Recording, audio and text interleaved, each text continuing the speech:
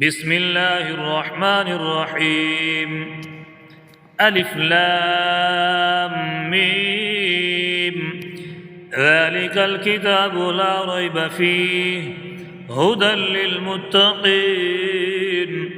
الذين يؤمنون بالغيب ويقيمون الصلاة ومما رزقناهم ينفقون والذين يؤمنون بما أنزل إليك وما أنزل من قبلك وبالآخرة هم يوقنون أولئك على هدى من ربهم وأولئك هم المفلحون. إن الذين كفروا سواء عليهم أأنذرتهم أم لم تنذرهم لا يؤمنون. ختم الله على قلوبهم وعلى سمعهم وعلى أبصارهم غشاوة ولهم عذاب عظيم.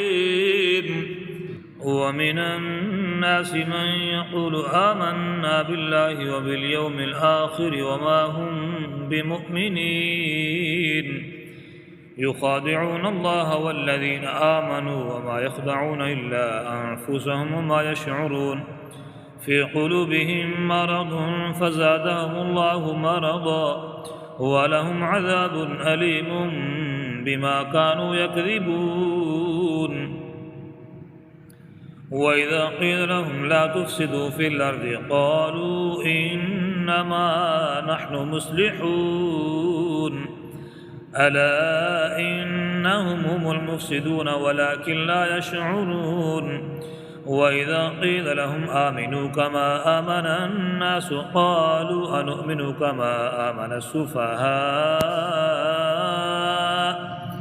ألا إنهم هم السفهاء ولكن لا يعلمون. وإذا لقوا الذين آمنوا قالوا آمنا وإذا خلوا إلى شياطينهم قالوا إنا معكم إنما نحن مستهزئون. الله يستهزئ بهم ويمدهم في طغيانهم يعمهون. أولئك الذين اشتروا الضلالة بالهدى فما ربحت تجارتهم وما كانوا مهتدين. مثلهم كمثل الذي استوقد نارا فلما أضاءت ما حوله ذهب الله بنورهم وتركهم في ظلمات لا يبصرون. صم بكم عمي فهم لا يرجعون. أو كصيب من السماء فيه ظلمات ورعد وبرق يجعلون أصابعهم في آذانهم من الصواعق حذر الموت والله محيط بالكافرين. يكاد البرق يخطف أبصارهم كلما أضاء لهم مشوا فيه وإذا أظلم عليهم قاموا ولو شاء الله لذهب بسمعهم وأبصارهم إن الله على كل شيء قدير.